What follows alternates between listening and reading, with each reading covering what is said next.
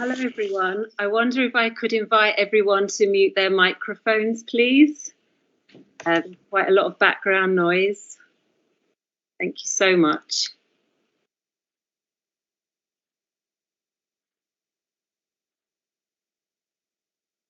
Okay. So I think we will start in 1 minute. We will just allow the last few people to join. And then Michael will kick off.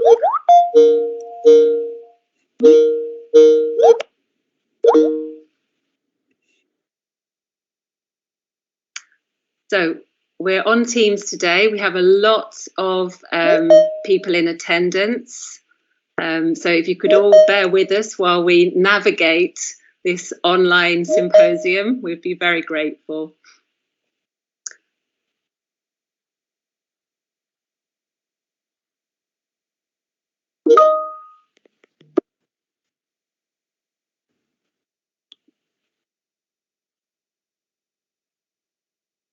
Can I check? Can everyone hear me? Yes? Okay, thank you.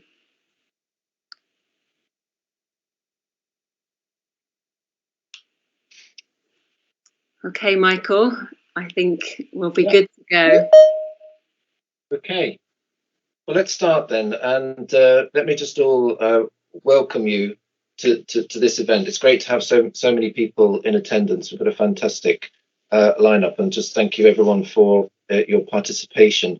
My name's Michael White. I'm from the History of Art Department at the University of York, and I'm here to just welcome everyone to this Hepworth Research Network event on behalf of myself and Eleanor Clayton from Hepworth Wakefield and Anneke Pettican from the University of Huddersfield, who you've just seen. Together we are leading the Hepworth Research Network, and I just thought I'd take a moment just to say a little bit about it before Anneke introduces this specific event.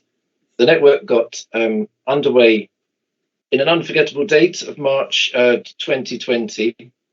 Remarkably, this is actually now our fourth event after our launch then. We've had separate events actually on Hepworth and photography, and the last one looking very specifically at one particular work, turning forms and its conservation. The purpose of the network, through its initial funded phase by the Arts and Humanities Research Council, is to use the extraordinary resources of the Hepworth, Wakefield and related collections. That includes artworks and preparatory works, archive, tools, documents, library, a whole range of things to get a fuller understanding of sculptural processes. There are sort of four main constituencies in the network. There are art historians, there are curators, conservators and artists, and it's really on the latter that we're going to focus today. We discovered early on that actually rarely do these groups get enough time to talk to each other. And it was really important for us actually to get input from makers. That's become very kind of crucial to our endeavour. We've discovered that actually there are quite different viewpoints on sculptural practice that are coming from these directions. So I'm really excited to hear our contributors speak today, and I'm going to hand back over to Anneke to talk a bit more specifically about the events this afternoon. Thank you, Michael. Okay, so I'm just going to share my screen with everybody.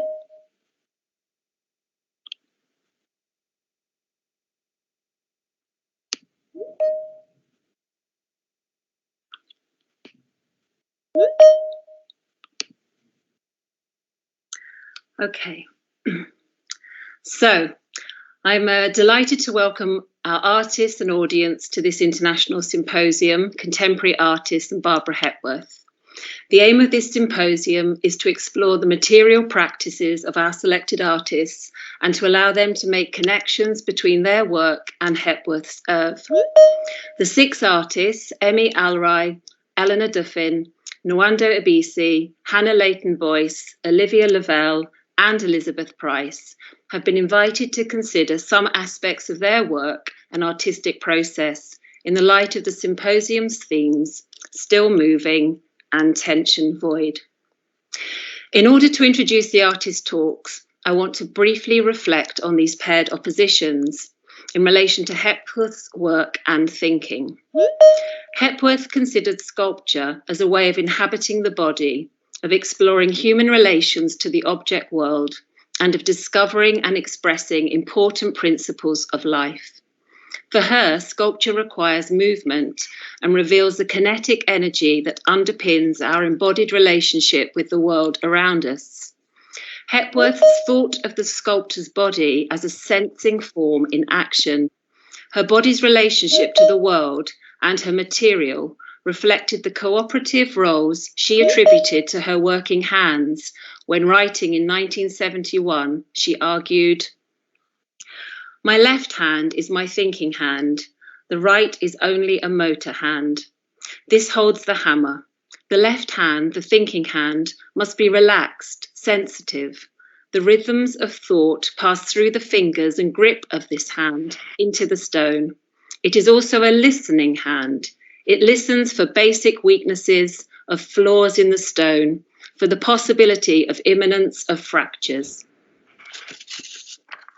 Hepworth claims here reveal her conception of sculptural thinking as a process which requires both mental energy and bodily strength. Although she works with a hammer, her transformation of material requires delicacy. Hepworth's thinking hand is relaxed and sensitive. It inquires and it listens. And her hand's contact with the stone both senses and transmits a rhythm of thought. This rhythm arises from the coordination of her hand's sensitivity and strength, but also from the basic qualities of stone. As an artist, she works with weaknesses or flaws in the stone, the imminence of fractures. The achieved form of the finished work owes its possibility to stone's potential to yield its solid, motionless density to the delicate inquiries of the sculptor's hammer. Hepworth is lucidly clear when weighing up how bodily and mental energy and the formal possibilities of her material enable her to make sculpture. Exacting know-how and intuition vie for dominance as she works. She spoke of attaining an understanding, almost a persuasion, in relation to her materials. Expertise, embodied knowledge, and intuition guided her processes, and they shaped the material with which she worked. Her rich sense of the subjective material with which she worked, her rich sense of the subjective work of the artist finds its complement in her openness to how all matter serves as an invitation to sculptural expression. Full sculptural expression is spatial. It is the three-dimensional realization of an idea, either by mass or by space construction. The materials for sculpture are unlimited in their variety of quality, tenseness, and aliveness. Her thinking also identified an important tension between the ideas that stirred her efforts and their realization in the finished work. In one light, she viewed sculpture as achieving emotional expression. She suggested carving is interrelated masses conveying an emotion, but she also viewed it as a mathematical or musical process. Once you start, it has its complete logic. It's an inevitable procedure. But although she attributes emotional power and even a kind of inevitability to her work, she insisted that the motivating idea of each piece is never fully resolved. She considered her pieces almost complete. She explained this tentativeness in the following terms. I say almost because the really important thing seems to be the sculptor's ability to let his intuition guide him over the gap between conception and realization without compromising the integrity of the original idea. The point being that the material has vitality. It resists and makes demands. For Hepworth, sculpture is a discipline that reveres the vitality of matter.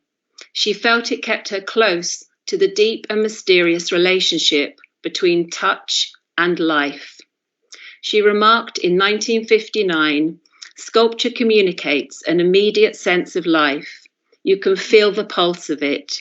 It is perceived above all by the sense of touch, which is our earliest sensation, and touch gives us a sense of living contact and security. That has nothing to do with the question of perfection or harmony or purity or escapism. It lies far deeper. It is the primitive instinct which allows man to live fully with all his perceptions, active and alert, and in the calm acceptance of the balance of life and death.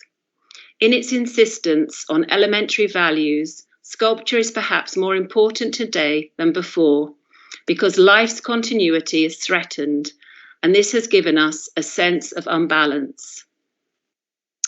Perhaps the deepest tension in Hepworth's work is the tension between life and death. However, she speaks with a very direct confidence in a living sense of touch. It invites a calm acceptance of the relationship between our earliest sensation and the loss of all sensation in death. The sense of living contact and security which touch communicates, and which Hepworth trusted so deeply, enabled her to simultaneously assume absolute control of her art and also to lose her identity in the material with which she worked. As she said, "From the sculptor's point of view, one can either be the spectator of the object or the object itself." So, with that in mind, I would like to invite our first speaker. So, I have something else which I must add before we begin, which is that one of our speakers, unfortunately, cannot be with us today.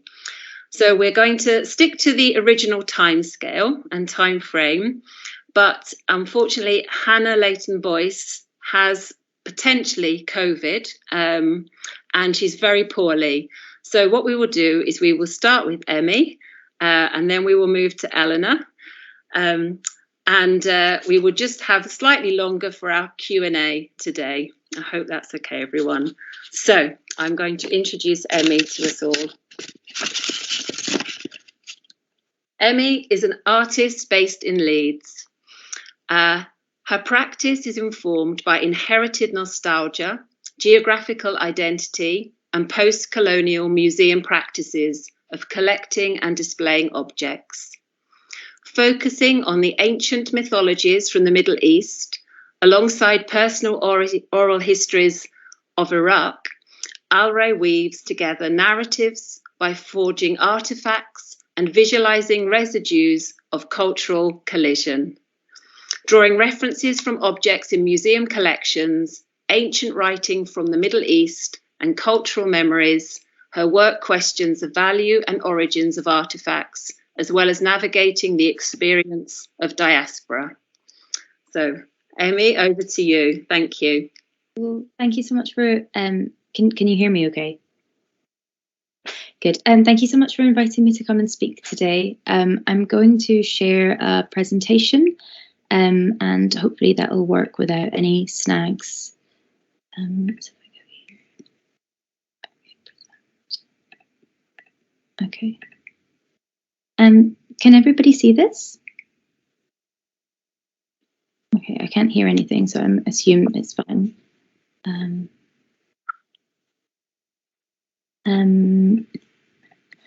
Thank you so much for having me. My name's Emii Alrai, and I am an artist based in Leeds. I graduated from BA Fine Art at the University of Leeds in...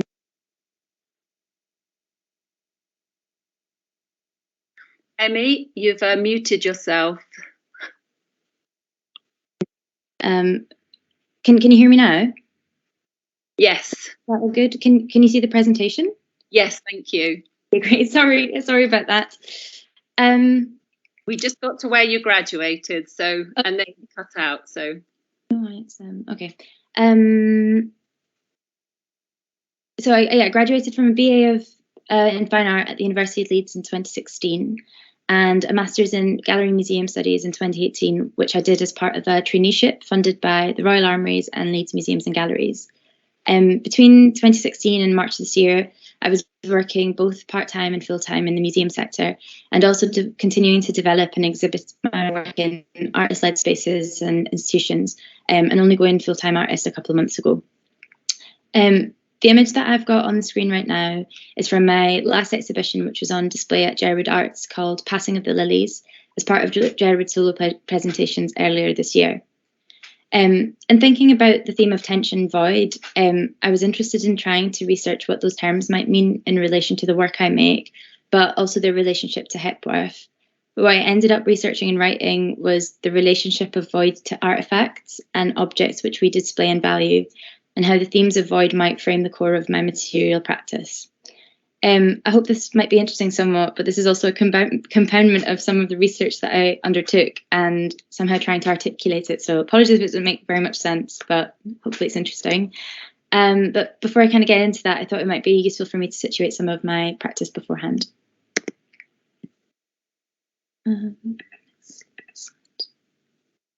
So my practice is mainly sculpture and large-scale installation, which is embedded within 3 strands of research. The first strand is exploring the complexities and issues around the Western Museum, specifically focusing on the display of artefacts engaged by these museums, how objects from the Middle East particularly are displayed, and what Western displays tell us about those objects. I'm interested in what happens to these objects which have been historically stolen and severed from their homes, and whether they come to the museums to die and be displayed in a purpose-built graveyard, but also what happens to the landscape from which they were amputated, and the different hierarchies of value and power which they inherit through display and interpretation through Western museum practice. So pictured was the Lamassu at the British Museum, and this is the Ishtar Gate at the Pergamon in Berlin. Recently, my work sort of shifted to consider and research the practice of excavation, particularly looking at archaeological procedures and the historiography of archaeological practices, their reasons and also their processes of extraction, object-orientated navigation, and the invention of histories presented as truths when objects excavated are presented in museums. The other strand of my practice is defined by my own experience of identity, being Iraqi but growing up in Scotland, and navigating an understanding of heritage with that dual identity, how to place displacement through diaspora, and how much of my experience of my heritage has been through oral histories told by family, which then almost becomes an inherited nostalgia, which conjures up tangible connections to a land never visited, and how important that is in terms of navigating identity, how that begins to form a bodily relationship and courses through you like blood. This for me sort of came through the discovery of like the ancient Near East through going to see that in museums, and I think it was like 2015 when I went to the British Museum, and I was like, oh my god, wow, these are my ancestors, hi. But then sort of becoming obsessed with this history, which has always been talked about as the cradle of civilization, but actually we've never really been taught anything in schools about it. And I guess for me, like my kind of beginning of exploration was wanting to replicate the forms that I was seeing in museum collections at that time. So the third strand of the work is materiality and the importance of play and texture within the practice. As much of my work like manifests in large-scale installation, it's also quite kind of constantly enmeshed with smaller and more considered objects such as vessels. In making the practice a landscape which seeks to question or converse the theories and practices of Western museology, but also the complex ravine of identity placement, and I guess there is sort of where elements of the material start to converse with one another. The materials that I've been drawn to using have been polystyrene, clay, plaster and metal, partially starting to use them for ease and cheapness, but also to draw on the ways in which theatre sets are built, basing a lot of the decor on polystyrene, clad and resin, or other materials that create an environment which for a second is seen as real and true. Working with these methods of making and the process of enrobing materials such as polystyrene and plaster, which in turn creates for what for a split second is a rock or a mass or something that relates us back to the natural world or unlocks a memory. Similarly with the clay work, which is air dry clay, which is dressed with a copper leaf, which is then oxidized to create a verdigris patina. These objects, which are lumpen and humble, almost become ancient artifacts, objects that imbue through colouring and the manipulation of form a history that is not theirs at all. I think it's in this moment of trickery that the practice becomes possibly a question of how we visualise the past, how we as humans are constantly in search for touch that places us in the seams of historical understanding, and how objects are often those vesicles which embody that burden. And being invited to this symposium to reflect on themes of tension void, I looked up the dictionary definition of void and it came back with these descriptions. 1, to have no legal force or effect, not legally binding or enforceable. 2, useless, ineffectual, vain. 3, an empty space, emptiness. 4, something experienced as loss or privation. 5, to make ineffectual, invalidate, nullify. 6, to empty, discharge, evacuate. I started to think about how the sculptures in one sense literally exist and are created to be a void. I started to think about the correlation between the forged, the mimicked, the false and the fake, which creates a presence of absence through the object which was never meant to exist, here being the sculpture. I started to think about how the sculptures in one sense literally exist and are created to be a void. And yeah, like at the same time, relating this idea of void to the praxis of excavation, thinking about the definition of emptiness, and how objects which are excavated and extracted from these archaeological sites may conversely be described as voids due to their inability to tell us the narrative of social history outside of the material that they contain, unlike the landscape that they are gleaned from. Perhaps my interest with void is how the diasporic body might exist as a void, and in my case, to create an exploratory constellation of void through sculpture, which then necessitates and reinfers void through its material substance. In some way, I was thinking about it as a void making a void, which questions the void itself. I don't know. But I also wonder if this creates a bigger void or whether the process of making actually fills one. Through the process of musealization, especially in the West, we tend to think or not think about the landscape of those objects at all as near as ripe as the object itself. In some senses, the landscape becomes the void. In the same way, the process of extraction of objects may nullify them outside of their context. The archaeologist Laurent Olivier speaks about the process of voidance and ruin with the vestige. In his book, The Dark Abyss of Time, he writes, material creations, objects, sites, landscapes, die when they cease undergoing change, and then our memory of them dies. As the material continuation of the past is handed down, it is necessarily altered. Any history that posits the past is different from the present, that is incomprehensible outside of the specific context of its time, is meaningless. It destroys the past. I found this really interesting. By interpreting a history or trying to formalize it, perhaps through an archaeological survey or through a sculpture, that the object will consistently be defunct. In this thought, it could be argued that these sculptures possibly exist as a proxy or for a deficit through the process of literal casting on one hand, and secondly, the form which it takes by being a replica of a memory which is void too. Thinking about the process of sculpting, it seems to also fall into a cycle of reconstituting. Plaster is gypsum stone shredded into dust, which is then reformed as a new stone through the addition of water. And its process, when used in sculpting, then bears the literal handforms and handprints of gesture through its use. Despite it now being altered to embody the bodily memory of the maker, its literal materiality is void.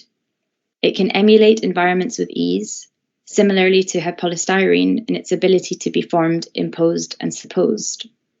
These materials can take the form of emptiness, that space of unknown and unbendable languages then exist. Everything about these materials is designed to destruct in some senses, even through the terminology associated with them. For example, to ossify, to calcify, to solidify, to entropy, macerate, permeate, porate. When these terms are used to describe geographies and landscapes, they are used as literal terms of geographical renewal, the process of changing materiality from one state to another. It's really interesting when we consider these in relation to the body, when mummies are found in bogs, or the processes of decay in the human form following death. These terms are never about renewal in the same way as they are for geographies. Instead, they are presented as finite, the end of life cycle, the void.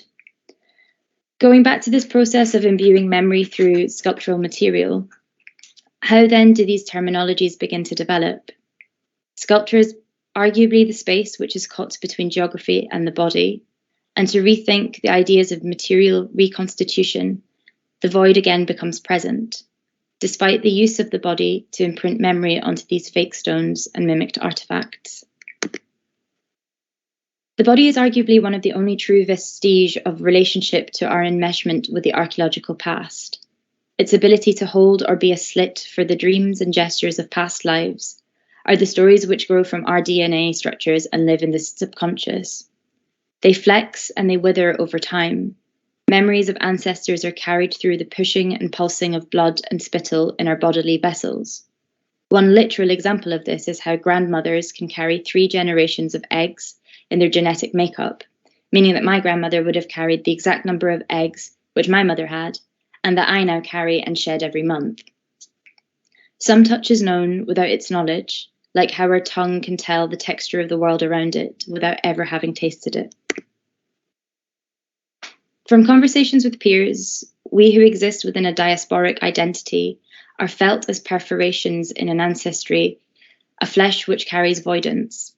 To counteract, many of us form material gestures which try to counter emptiness, making new stones and vessels to evoke what is indecipherably lost, and form new crevices where our backs can fit, a place of new geography that holds the amputated but corporeal traditions of the past that make sense for us.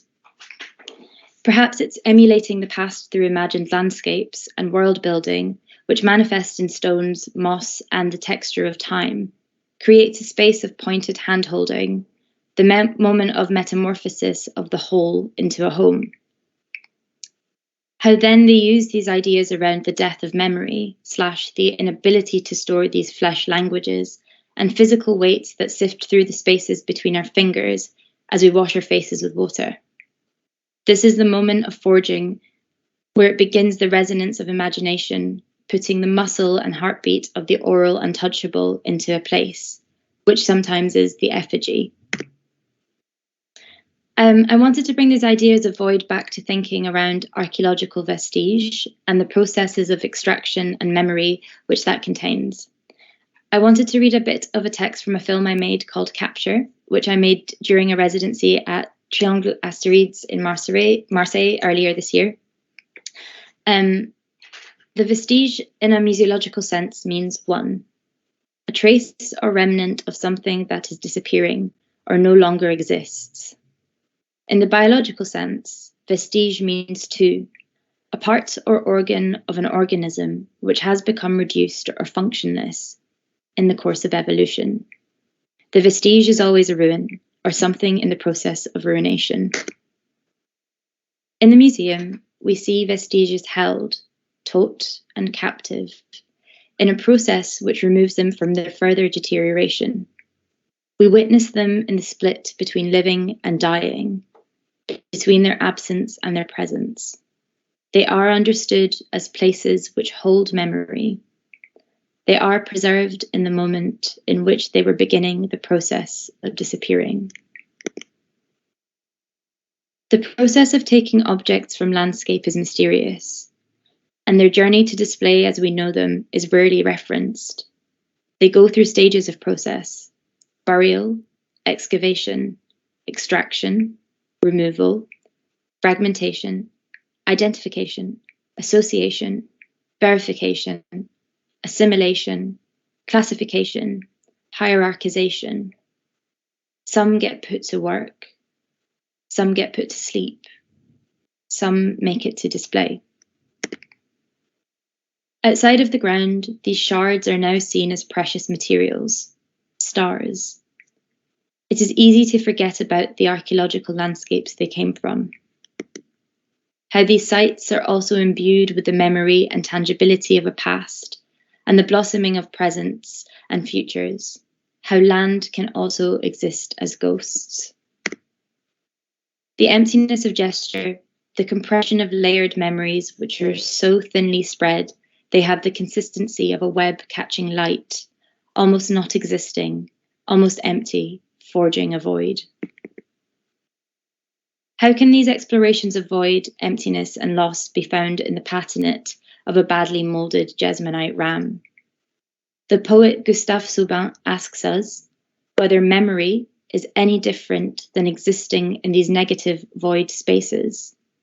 He says, aren't we continually running over the imprint, the deeply fissured outlines of vanished experience, attempting to read it, solidifying it as facets of understanding the past?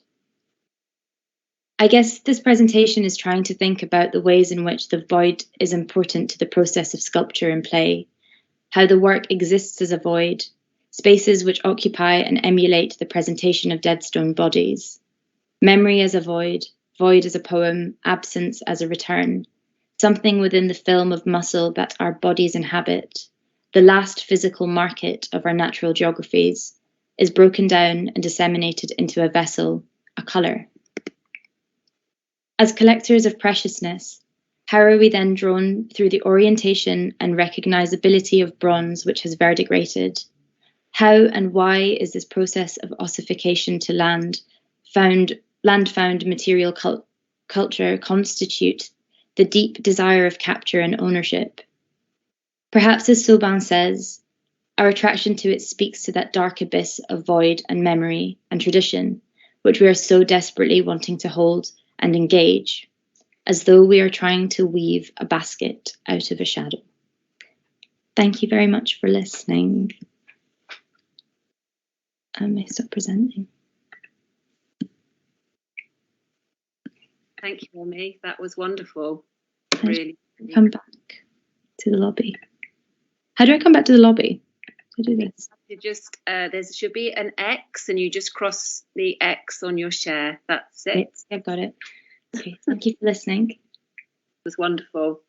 Really, really enjoyed that, and I'm sure it's given everyone many things to consider. Okay, so we will move on to Eleanor. So Eleanor Duffin is a visual artist born and raised in Wexford, Ireland. She currently lives and works in Bristol. Eleanor's works are predominantly sculptural, incorporating film, audio, and text. Recurring concerns within Eleanor's practice are the role of verbal and text-based language in the process of making, the relationship between the female body and traditional sculptural materials, and the nature of co-working with both human and non-human entities. So I shall pass over to Eleanor. Thank you. Thank you, Anneke. I'm going to share my screen as well. I might turn off my video as well, just because my connection isn't great. My presentation will be about 20 minutes long. There isn't a lot of audio, so don't feel like you're missing anything. There's a tiny bit towards the end, so mostly what you'll hear is my voice. So just bear with me. Thank you, Anna.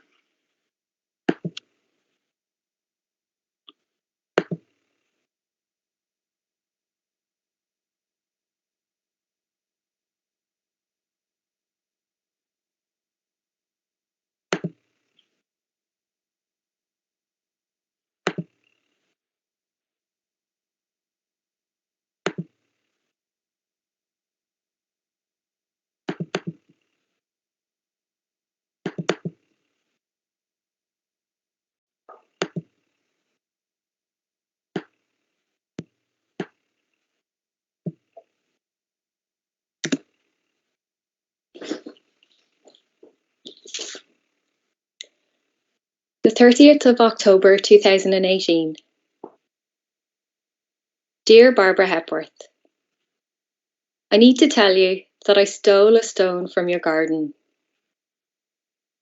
It's a small one, insignificant, but I was so overcome with emotion whilst I was there that I needed to keep a bit of that place with me. For years I dreamed of St. Ives, this tropical place with its presumably magical light. I didn't really know much about you or about your life, but on many occasions I'd seen your work in exhibitions around the world. I'm not sure it ever really grabbed me. But on seeing the studio and the stones, uncut and ready to work, a strong sense of affinity came over me. You were a tough lady.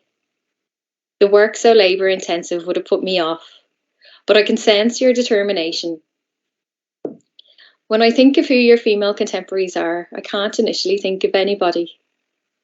I push Eileen Gray into your time frame. Who were the other women working with materials? You collaboratively wrote a book about the constructivists. Did you know Stepanova? When I read that the first time you saw Traywin's studio, you knew it was for you. But then on moving in, it had qualities that you felt were bigger than you. You said that you felt the place was just on loan to you. It makes me think of Virginia Woolf in A Room of One's Own.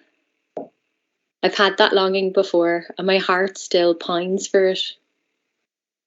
My friend Naomi messaged me to tell me that Woolf also spent time in St. Ives, but I got the message after I left there. Did you ever meet? Maybe she was of a different time.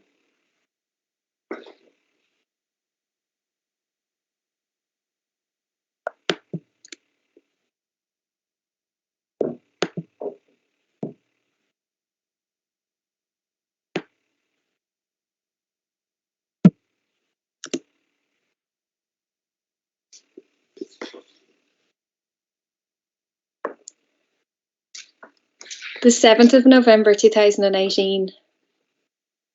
Dear Barbara, the garden is beautiful.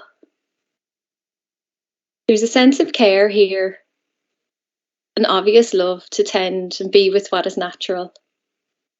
The studio seems to have a parallel between an internal and an external, an entwining of the two. The huge windows bring the outside into you. The garden, a space that is almost a fiction, a place you saw each piece existing in a fabrication. It has neither the grammar of the gallery space, nor the wilderness of a field. I look at your succulents in the glass house and I think of you planting them. They don't have a purpose in the work itself, but are in dialogue with it, within its making. Some of your cactus have grown really tall, much bigger than you or I. And I wonder what was left behind by you, and what your estate put in situ to give some sense of your thinking. 2 days ago, I saw my own plants beginning to drop their leaves, and it's killing me. I think that I see my own self-care wrapped up in my plants. I wonder if you did as well.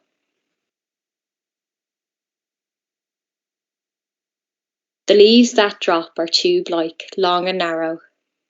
They look like some weird teeth. Gathering them reminds me of a dream I keep having, where my own teeth keep falling out. One dropping knocks out the next. In the dream, it's not painful but distressing. My house plants are dying. I repotted them with sand I took from a beach in Cornwall. I didn't realise the sand would be too salty, and it's killing them. And that's killing me.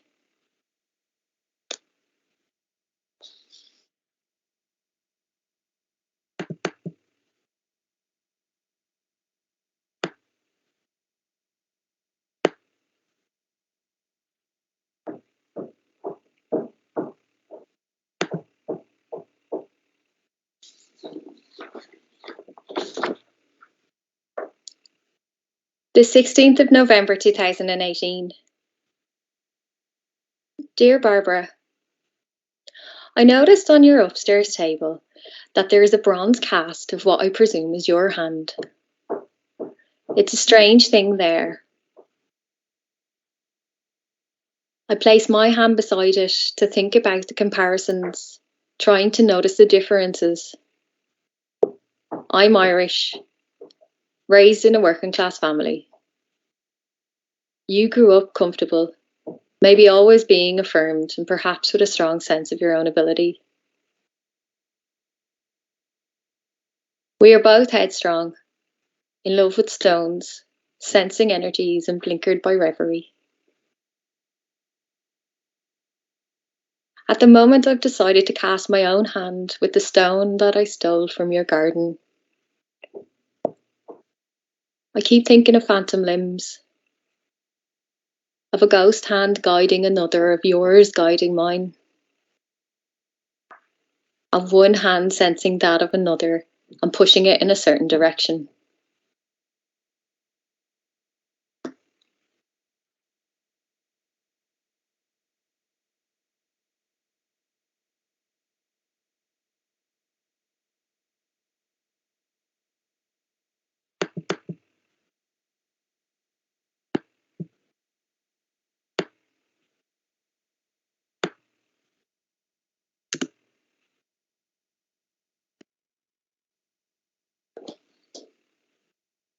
The 4th of December 2018.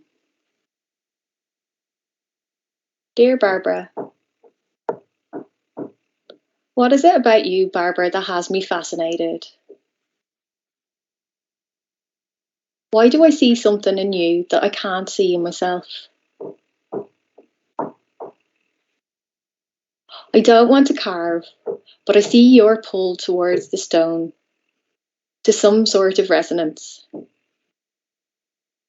To stand in front of an ancient thing, a stone, we can't possibly conceive its time and existence.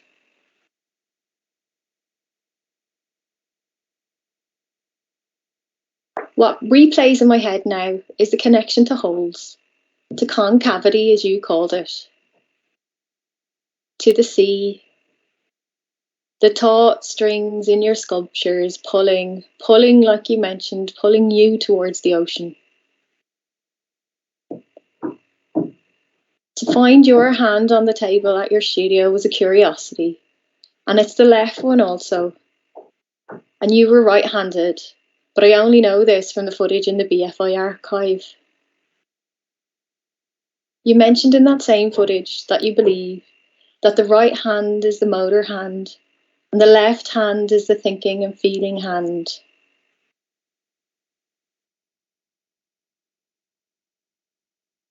Is it with the left hand that you feel out your position in the world, while the right one makes you feel grounded?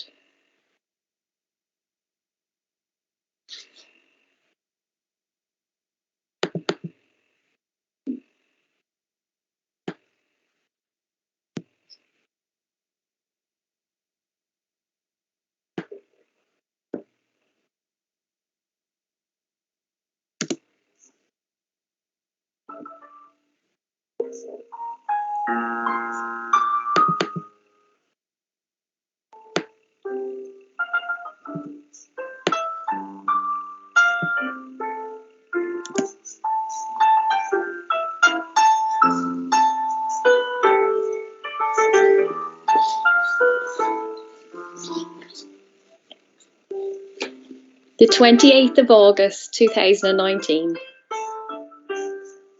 Dear Barbara, I found a musical score in your archive at the Tate Britain.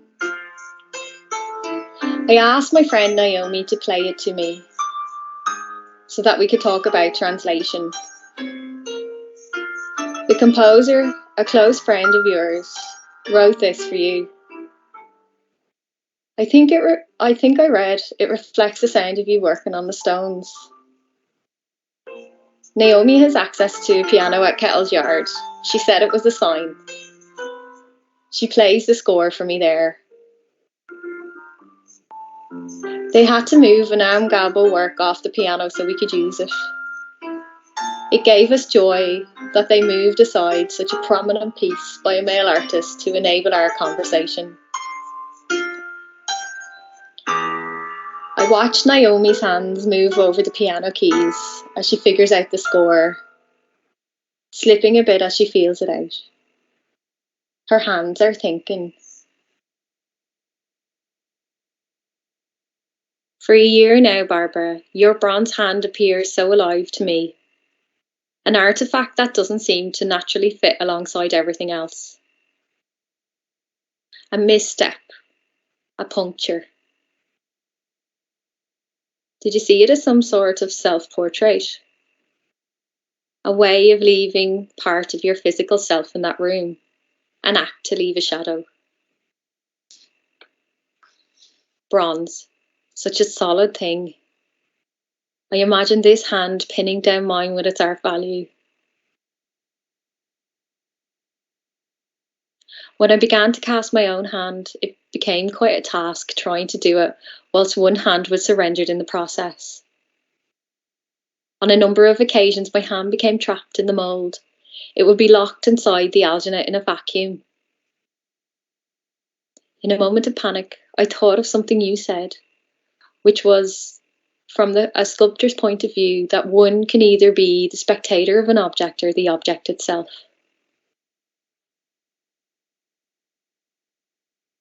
You said for a few years you became the object.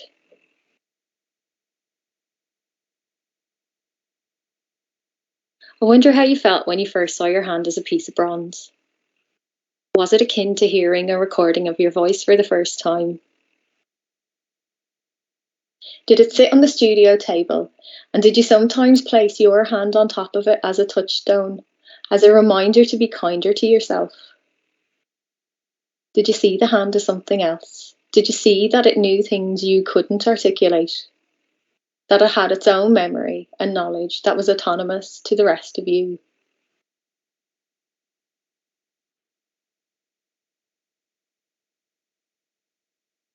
But what are you to me, Barbara? Are you entirely a fiction? I think I'm trying to engage in a dialogue with you, but this suggests the potential of a response. I look up the word dialogue and find its Greek root is dia, meaning across or through, and legin, meaning speak.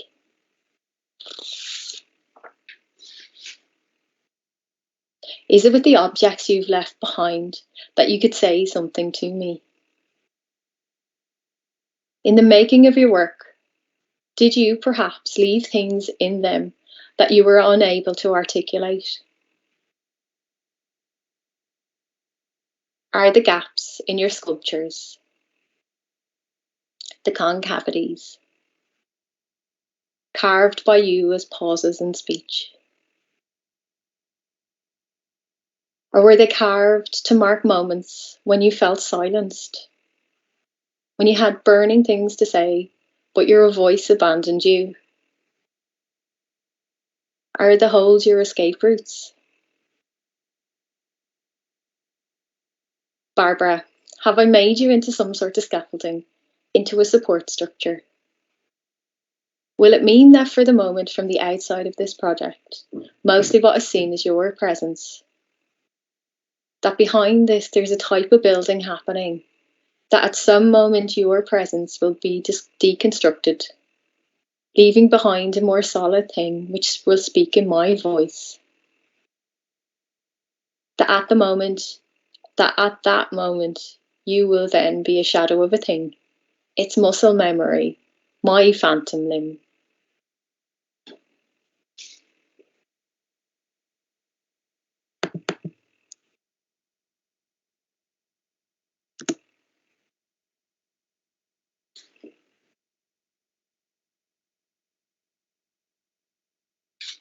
The 16th of September 2021. Dear Barbara, it's just over a year since I wrote to you last. A lot has changed in the world since then. I have a child, a curious boy, made mostly of rice crackers and pasta. My body has changed. I feel like the ship of Theseus. Essentially, I'm the same person, but the fabric of me is different. The first time I went to look at your archive at the Tate Britain, I learned you had triplets, as well as your firstborn. It floored me. I wondered how you ever managed to keep working. I know you had a really tough time after your triplets were born. This was hard to read about.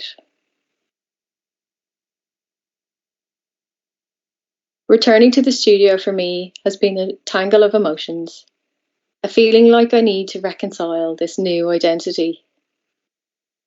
The immense joy of feeling on my own speed again, but also the longing to know what little joys my son is encountering each time I'm not there. I've spent the past hour trying to find something you wrote around the time you had your babies. I might have misremembered this, or perhaps projected onto it, but I think you said that having children made you more determined to make work, that there was now no room to fail.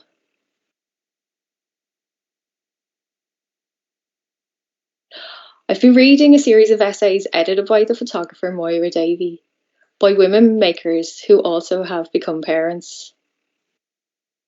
These texts keep me buoyant. Last week, I read an essay by Alice Walker, in which she questions how life is to be lived, how art is to be lived. In it, she said that she makes work for the adults her children will become. Their interruptions becoming part of the narrative and the making of the work.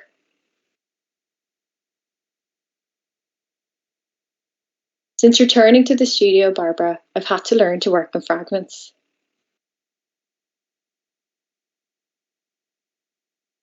I look around my studio, moving the plastic sheeting that covers the boxes of tools and materials that were packed only days before he was born. I long for a full day here, just to try and get a run towards those ideas that have festered in the middle of night feeds and under piles of laundry. I live in the parallel.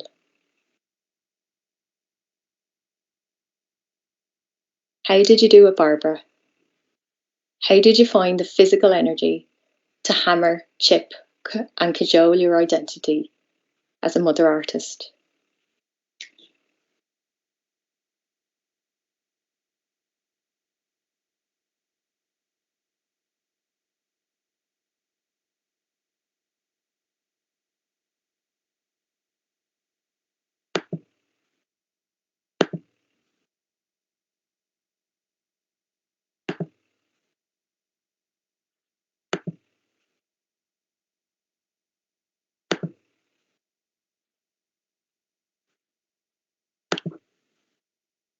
Thank you.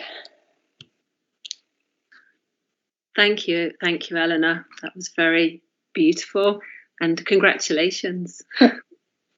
Thanks. So I'm going to pass over to Rowan and to lead and Laura on the questions for this session. I'm sure many people will have things to ask. So if you have a question, please would you pop it in the chat, and we are going to just monitor that over the next few minutes, collect them, and then Rowan will lead on how to manage that section. If you also want to raise your hand, this could be your hand that is the moving physical one attached to your body, or the one that you use through MS Teams, that's fine, we can call you out as well. So there's a hand icon for those of you that aren't familiar with that. You just click on it and there's some options, I believe.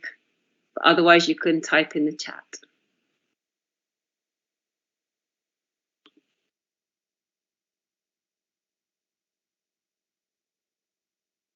I think I've got a question to start it off, if that's okay. So, as practitioners, as artists. How did you negotiate the brief? How did you find this as a writing or thinking experience in terms of engaging with the work of Barbara Hepworth and also the themes for this panel? Tension and void.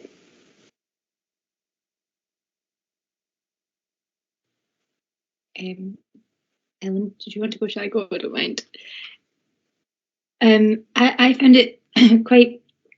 I felt at the beginning I was quite lost with it because I was like, I really love Hepworth's work a lot. Oh, sorry, I just need to plug my charger in because I haven't done that.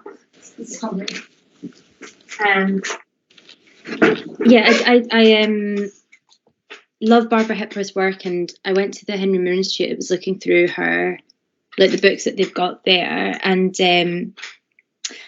I was just trying to think of ways in like how to respond, or like where there might be correlations where I think through her material practice, and I guess where mine sometimes situates itself as well, and just thinking about the materiality that she uses. And I think that was sort of what kind of drew me towards the idea of void, and because obviously there are these like voids that are very like obvious within her work, but I think there's also voids like in the actual like cast areas as well, where like there's like these kind of stipplings or all these kind of like ideas of like holes or emptiness, and I found that was where I kind of really clicked with the themes. And I was like, I feel that there's like this almost like imperfection that is kind of made into something that's very beautiful, that I think that's where I sort of was interested in that kind of response, for me anyway.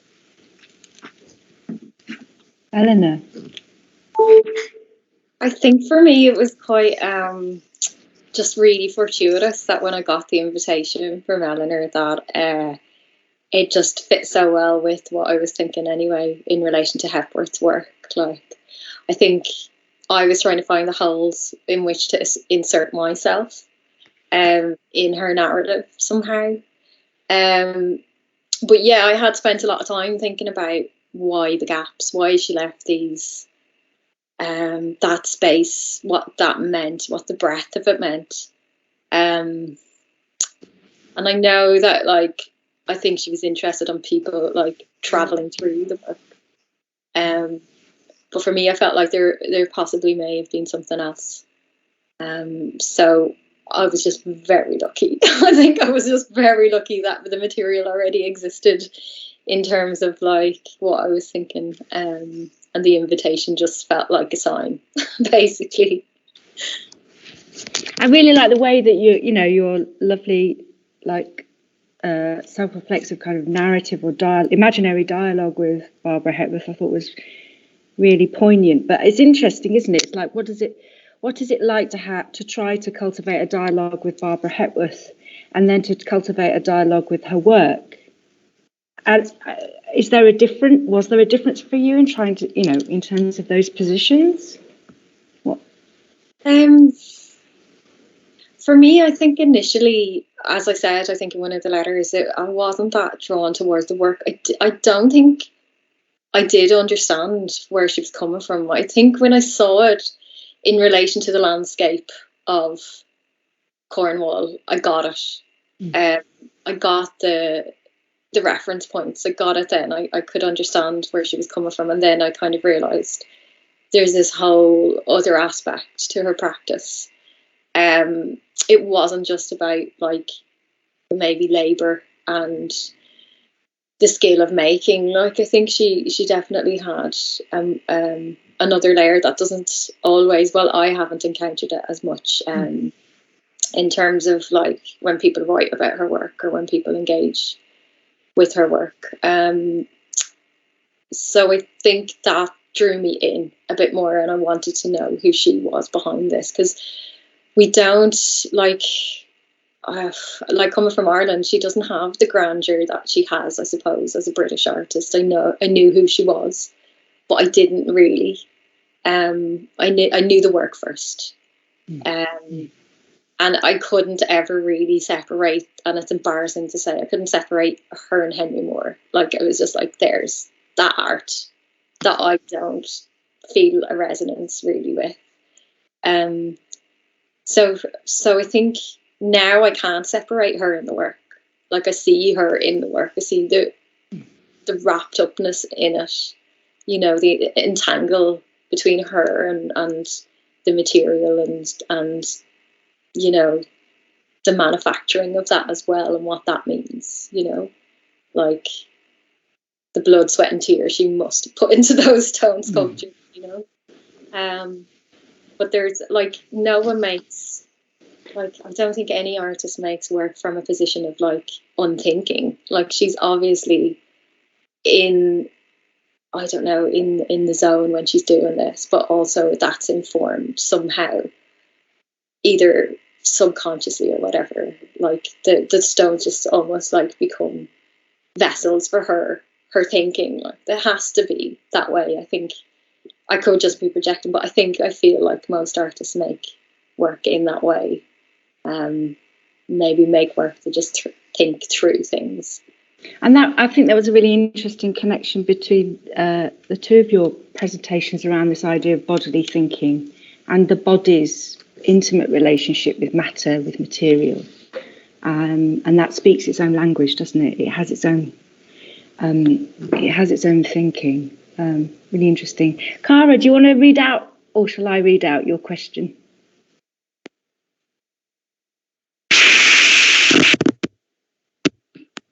Here she is. Sorry. Yeah, I'm happy to read it out. Yeah. So it's just, I was fascinated by the video, the hand gestures. And I think both artists talked about the idea of mimicking and mimicry.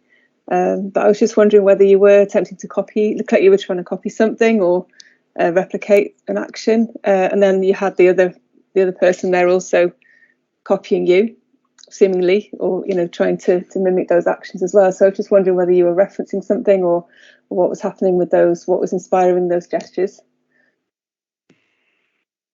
I'm presuming that one was directed towards me. The gestures actually come from those archive films of Hepworth actually working the stones. So I was really thinking about like those physical gestures of her touching the work. And there was a few particular that I couldn't stop thinking about, because she always seems to be filmed making with her hands, and I just feel like it's quite funny because maybe it's just of the era that, if you're an artist, they have to show on film that you really make the work or something, that like there's some proof there. There's some truth in the fact that you can see her physically touching things and hammering things and picking up the tools. Like, I know she had assistants, but I don't know, there was kind of like a proving there or something, that, her as a woman, it was her making the work. But the gestures are like kind of like the abstraction from those films that I wanted to somehow embody. And with that film particularly, the other person in the film is a dance artist called Claire Daly. And my Super 8 film came about because I wanted to have a conversation with Claire about the embodiment of gesture. Like, she works a lot with other artists in a gallery space as a dancer who uses her body, but the gestures she has to take on are someone else's articulation. So the film kind of came about through that dialogue we were having in terms of what it's like to have to position yourself and take on someone else's language, I suppose.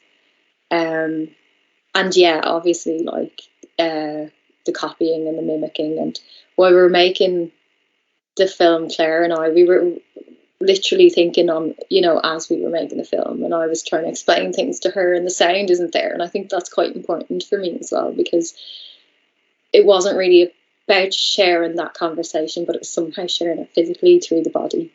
And hopefully there's a sense of like, that you can see there's a conversation, and that you see, well, it's quite nice to hear that back, Cara, from you, that you can see that we're mimicking something. which was the gestures, and I was trying to tell Claire what I felt about my embodiment of those gestures, and she was also reflecting that back to me through saying how she felt about those movements. So yeah, I hope I answered your question there.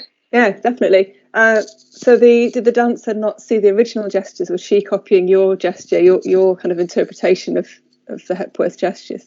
Yeah, what she saw was a series of quite large photocopies of the gestures static on the studio wall. And they were just my reference points because I knew the kind of that archive footage quite well. The archive footage comes from the BFI and BBC. And so she just saw the large photocopies, and I'm articulating to her what they are in reference to and how I felt about it. So yeah, so that's what she's seeing. Eleanor Clayton, did you want to read your question, or do you want to read it out for you? Yeah, I'm happy to read Great. It. I was kind of struck how both of I really enjoyed both presentations. Thank you so much, guys. I was struck how you both kind of picked up on the power of objects to sort of speak through their absences, sometimes sort of across time. And Emii, I was really interested in what it means for you to sort of physically make present the void, the vestige, this idea of kind of capturing something that's disappearing when you're remaking these objects. And I'm quite interested in the idea of nostalgia as kind of this slippery sense of being both something that can be sort of tangible and almost physical, but also quite immaterial. I don't know how much of a question that is, that makes sense, but anyway, anything you can think about kind of making physical these memories, I guess. I think for me, like when making work, what I've sort of realized is like how physical the process of like actually making things is. So like almost like trying to like replenish before doing it, because it's almost when you're making it, like I just feel that it becomes so like exhausting. It's almost like you're trying to somehow like channel or like make like a mass of stuff where these kind of memories, like, or like these histories, or however the kind of touch of your hand to the material then like forms, how it's just like a process of like accepting that it's just like going to drain you. And I feel like there's that thing of like, I don't know, like the seepage of how the body then like is so reactive to materials, which I think is really interesting, and like that space where like nostalgia can maybe like exist. I don't know, I mean, like my family are Iraqi, and I feel like nostalgia plays such a huge part of our like culture anyway. Like it's very much a culture and a language that like is very much based on like thinking about the past. And I think that's always something that has come forward through like storytelling, and that being like a really important part of like our culture. But also like in food, like there's like specific foods that we make that like literally like date back to like Nimrud, you know, like kleche. And it's like really interesting, these things of like these physical reminders of time that like are still present, are still made in the same way. Maybe like, you know, the wheats are different because of just agriculture and stuff, but then I feel that it's like I feel like I'm like jumping really far from practice, but I feel they're almost sort of like conjoined, because there's these like ways where nostalgia like really manifests itself through objects, but then to remake them in the studio like is to then like, I don't know, remove. I don't know. I feel like it's almost like you go in like ready to like expunge, and then you're sort of like, I'm a husk.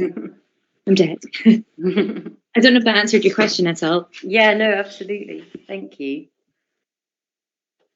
Disappearing. So I'm going to read a couple of comments out, and we've got a couple more questions coming up as well. So Jane is saying, both super interesting. I really enjoyed the different approaches to presenting the information, and the way bodily memory and void vestige were used in both. The sculptures in the Barbara Hepworth garden made me connect further with Emmy's points about objects taken from their place of origin. I didn't dare ask Eleanor about the the stealing of the stones. But great, thank you. And this is a question for Emii from Anna Bilbao. Many thanks. I really enjoyed your presentation. Look forward to seeing your work in person. Do you think that museums can learn anything from artists like yourself in relation to how we deal with issues of restitution, due diligence, and decolonial practices of display? Possibly, but I also feel that museums need to learn from communities more so than artists as well. I don't know. I just feel that there's conversations that I think artists can have that can open that, and possibly maybe a way in which museums can support artists to work with communities to think about that. But I think museums also have it's necessary for them to actually listen to what communities want and not just go through the process of having meeting after meeting after meeting about it, but direct action from things that have been said since the 1920s till now, and they're not really being changed. But yeah, I mean, I used to work in a museum as an assistant registrar, so kind of would sit on meeting groups where it was talking about object restitution, and museums do a lot of this work and they really think about it, but it's when they've got so many other things that they do in their daily as well, that sometimes I think those conversations maybe aren't as pushed forward, and I feel maybe that's something that needs to happen, especially after the conversation around monumentality that was happening last year, and actually not just museums to quickly bring in artists and be oh, how do we do this, but think about those kind of really long form conversations that they've already been having with communities, because they do a lot of this work. It's just that it never really seems to flourish, or never really seems to have direct action. I don't really know. I don't know if that answered your question, sorry. I think it did, Emii. Yeah, thank you. Elise is saying, thank you both, so interesting and evocative. Negotiating immediate physical reality, materiality, embodiment and absence, loss, memory, physical and cultural displacement, voids and gaps. Indeed, yes. And Laura, I love the discussion in both of your work on the process of the work in becoming as a mode of deconstructing presence, as an inquiry into stages of life, interruption, fragments, as a part of the creative process. Very nice. And Elise is saying, Emii, that she really likes and identifies with your phrase inherited nostalgia, a nostalgia for something you've never experienced. Interesting. Any further thoughts from yourselves or from our audience? Kathy, did you want to say something? You got a question? Yeah. The last time I went to the British Museum, I did find it quite unsettling that mainly the large sculptures that had been taken from other countries. I found that quite unsettling because I've seen a lot of sculptures within the proper environment. And also, do you think the British Museum should be renamed because not a lot of it is British in the British Museum? I feel in my head when I go to the British Museum, I just call it going to duty free. It feels like duty free in there. Yeah, I do think that it should be. I don't know. Yeah, I guess it could rename itself, but I also think that museology, in general, whether it's the British Museum or other museums, come from this very colonial and very imperial kind of infrastructure, and their skeleton is based on the kind of practices of collecting and pillaging that kind of came about through the 18th, 19th century of archaeologists. So any museum would have to almost rename itself because of most of the kind of collections that they have might not necessarily be British. But at the same time, I feel I really go in on museums a lot, and I actually love museums at the same time. It's just that they have really contested practices, and I think it's important for us to, or not important, but I think it's amazing that there are places where we can see works and objects from different cultures. It's just that's come with such contested histories and so much pain and so much rupture to communities and what that's done in the long term as well, that it's kind of hard to enjoy those places as sites of education, as well as the ways in which museums have interpreted a lot of like cultures that are not white and are not European. And I think that that's like, they can still be called these museums. I would personally love it if the British Museum was like just duty free. Like I would really like that. But I don't know how far that would fly. But yeah, I do think that they just have like quite a lot of big conversations to still kind of go through and like to change the practices. And I know a lot of museums are doing that. They are really trying to change the way that they collect, specifically now, in collecting oral histories around the side of objects that come into collections now, rather than being like, yeah, like some, like, I don't know, a lot of like terminologies which are wrong, or like that they don't have any kind of those histories attached to them. Yeah. Thank you. I mean, just following on from that, Emii, what I mean in terms of the current context we're in and the necessary debates that we need to engage with around decolonising practices, museum practice, all of that kind of stuff. What do you think the place of the artist, researcher, practitioner is in that process? Do you think that has shifted the status of the practitioner's role in thinking about heritage, cultural heritage, or the kinds of practices we might be making it now, as opposed to when Barbara Hepworth was making her work?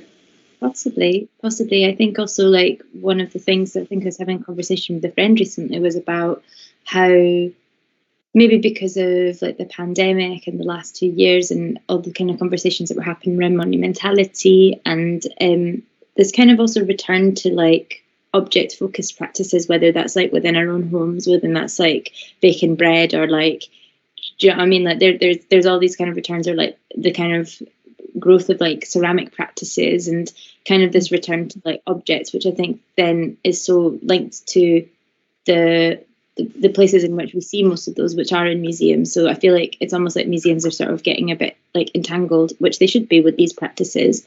And I think also possibly that museums are also like places of like research which are open to the public, and like even going to collections and stuff is available to anybody to do as long as you put in a research request. And I think that kind of they're trying to have a bit more of a direct community engagement with people possibly will change the way that practitioners will work with them, and like using artist practitioners possibly to like explore very like specific and very niche parts of museum collections, because they've got so much in there. Like they've got literally like hundreds of irons, and then like birds and feathers, and like there's so many different types of histories that are held in these like places of storage that aren't even on display in the museum. So I would hope that like there would be more of a movement to work with artists to think about the ways in which the museum can change and how that conversation can be developed. But at the same time, I think the museum also needs to be wary of not just like, you know, what's the word I'm looking for? Tokenizing artists as well in that process too, and the kind of amount of support that they can get from them as well. Absolutely. Jane, did you want to say, do you want me to read out what you said, or do you want to direct that to Eleanor yourself?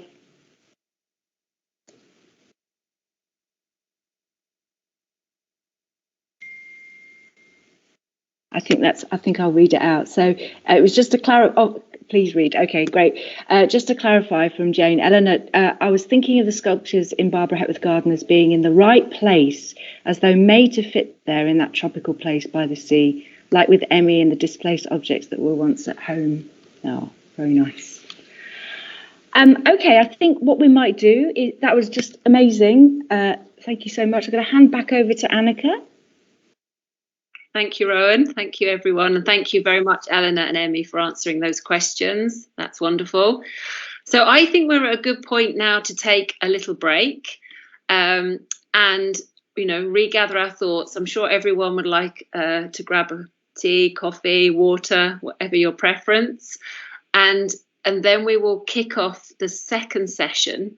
So we're, if everyone could come back in good time. So I would say we'd planned our break for 3:30. So you've all got an extra 7 minutes. We're due back at 15:40.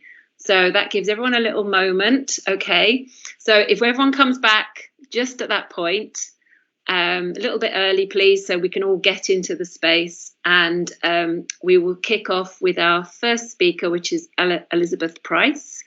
And thank you all so much for offering such interesting questions and for being present. And yeah, we'll have a little pause now. I'll just put up the schedule and then everyone can just relax for 10-15 minutes and then be back, please. Thank you so much. Thank you, Rowan, for chairing.